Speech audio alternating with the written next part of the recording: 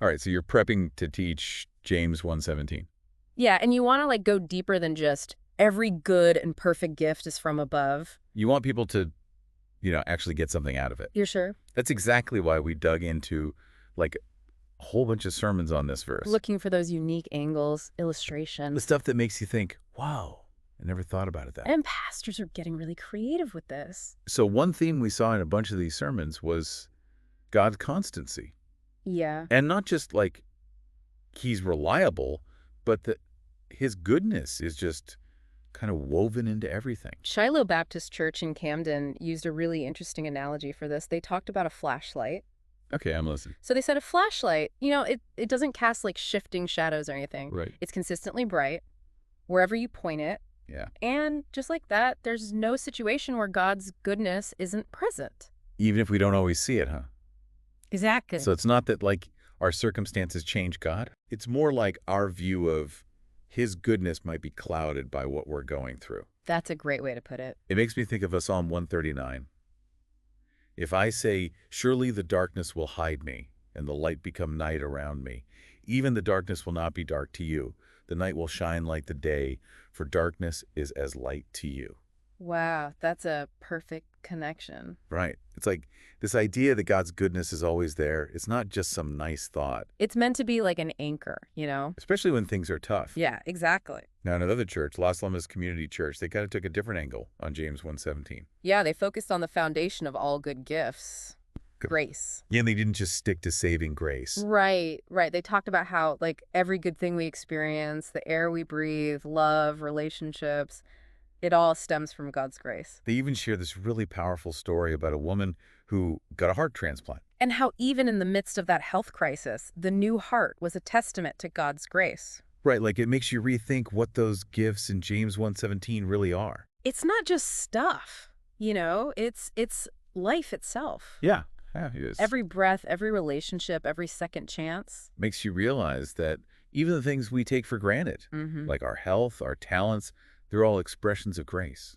And that should, like, lead us to humility and gratitude. Right. It's not about what we deserve. It's about what we've been given. Absolutely. Speaking of gratitude, Cape Vineyard Church talked about that too. They emphasize cultivating gratitude as, like, a spiritual discipline. They even quoted Richard Foster from his book, Celebration of Discipline.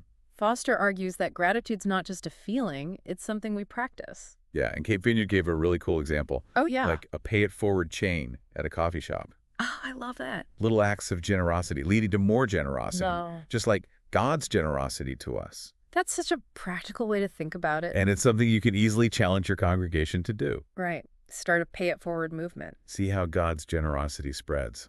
Now, let's talk about something that can, like, get in the way of seeing God's gifts. Negativity. Oh, for sure. Sebastian Church tackled that head on Oh, yeah. How'd they do that? with, get this, chocolate peanut butter pie. All right, now you're talking my language. I know, right? Who doesn't love pie? Seriously. So they said, imagine focusing only on the calories or the mess. Mm-hmm. You totally miss out on the enjoyment. Yeah, you're so busy analyzing it, you forget to just enjoy it. Exactly. And we do that with, like, everything, don't we? Worry about what could go wrong, overthink it all. Let fear steal our joy. Yep. So how do we fight that negativity? How do we help people actually see the good? Oh, well, that's what we're going to dive into next. Stay tuned.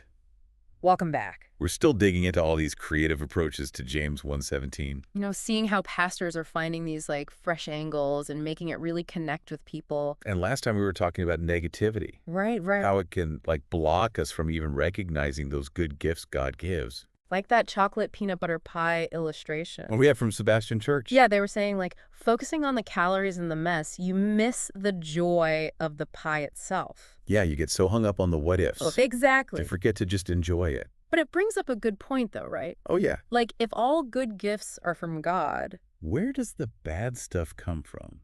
That's the big question, isn't it? It's one that's puzzled people for centuries. And James doesn't really give a simple answer. Yeah. But these pastors, they had some interesting thoughts on it. Like going back to Shiloh Baptist Church. Uh-huh. And that flashlight analogy. Right, God's goodness being constant, like a beam of light. But what about when we don't feel that goodness? Yeah, when things feel dark, messy. It's easy to start questioning God then. Oh, absolutely. Shiloh Baptist made a point about that analogy, though. Okay, what was that? They said, it's not that the light stops shining. Because something's in the way. Right. The source is the same. It's just our perception that's off. Makes me think of C.S. Lewis. Oh, yeah. He wrote, "Pain insists upon being attended to. God whispers to us in our pleasures, speaks in our conscience, but shouts in our pains. It is his megaphone to rouse a deaf world." Whoa, that's powerful. Like God uses those tough times to get our attention? Break through the noise. Yeah. I mean, it's not that he causes suffering. But she can use To it. teach us, to shape us. And that brings us back to grace. Mm-hmm. Like Los Lomas Community Church was saying. Right, grace is still there, even in the hard times. Like that woman with a heart transplant. Even in that crisis, she saw God's hand. It reminds us he's with us.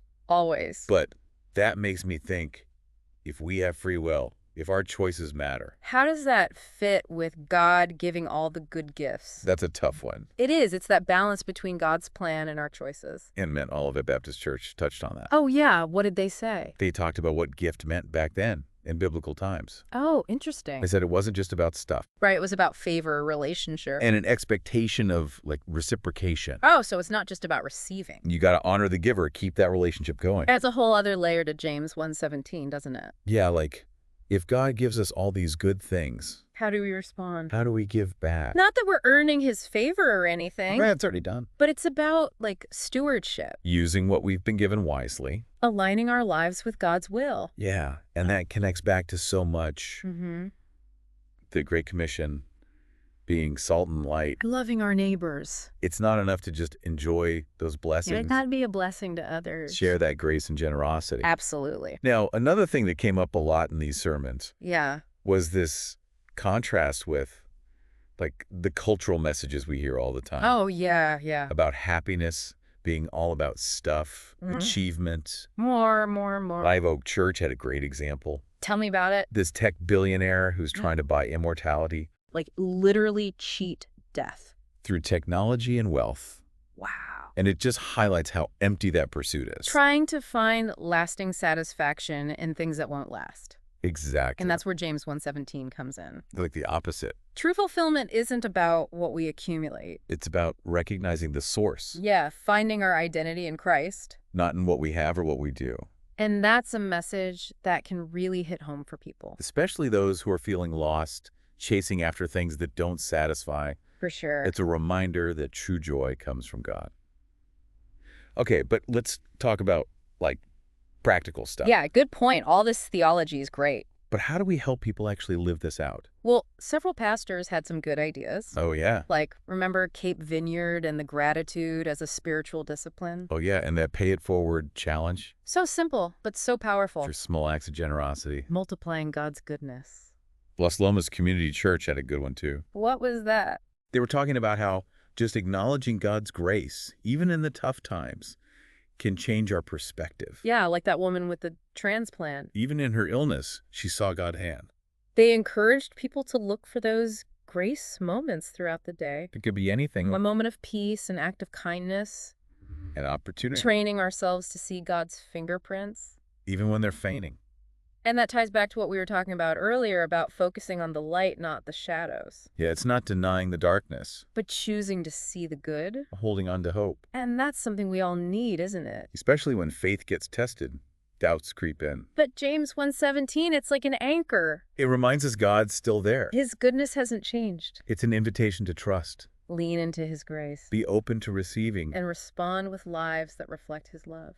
Powerful stuff. It is. It's a message worth sharing. So we're back, still digging into James 1:17. We've covered a lot of ground. You know, God's goodness, our choices, grace. Yeah, some pretty heavy stuff. But there's one more thing we got to talk about. It's kind of the elephant in the room, right? Yeah. If God's the source of all good, Where does evil come from? the age-old question. It's one that's always bothered me. And James doesn't, directly address it. Right. But these pastors we've been talking about, They had some good insights. like, remember Sebastian Church? Yeah. with the pie. The chocolate peanut butter pie. They were saying, like, sometimes we get so focused on the downsides, Yeah, calories, the mess. we miss the enjoyment of the gift itself. So it's not that the pie is bad. Right. It's our perception. And they applied that to, like, suffering in general. It's not that God sends bad things It's more that, we live in a broken world. and bad things just happen. Sometimes because of our choices, sometimes other people's. And even then, God can use it. To shape us, teach us things we wouldn't learn otherwise. Like Joseph in the Old Testament. Oh, yeah, good example. Betrayed by his brothers, sold into slavery. But God used it. To elevate him, save his family. It shows God's purposes are bigger than we can imagine. Definitely. Another thought that stuck with me Yeah. was from Shiloh Baptist, the flashlight analogy again. What about it? They said shadows exist because something's blocking the light. So the light itself doesn't change. It's just obstructed. And they applied that to evil. Like it's not something God created, It's a result of brokenness, our choices. and God's not just watching it all happen. He's actively working against it. Bringing light into the darkness. And that's where the cross comes in. Yeah, the ultimate sacrifice, love conquering hate. It's through Jesus we see God's goodness most clearly. And it's through him we have hope for redemption. So even though James 1:17 doesn't, solve the problem of evil, Right. it points us to the God who's bigger than evil, who's working to make things right. And that can bring comfort, Especially when we're hurting, questioning why things happen. We're not alone. God's with us. And he's working everything for good. Yeah, that's powerful. So as you're teaching James 1:17, Don't shy away from those tough questions. embrace the tension, the mystery. Point people to the God who's good, even when it's hard to see. Help them see this verse isn't just a nice saying. It's a promise, a foundation for a life of gratitude and generosity. Even in a world that's, messed up. Yeah, a messed up but beautiful world. Well, thanks for joining us on this deep dive into James 1:17. I hope you got some new ideas, some fresh inspiration. Remember, it's not just about information. It's about transformation. Challenge your listeners to see God's goodness. Encourage them to use their gifts to make a difference. And until next time, keep seeking, keep exploring. God's word is full of treasures, just waiting to be discovered.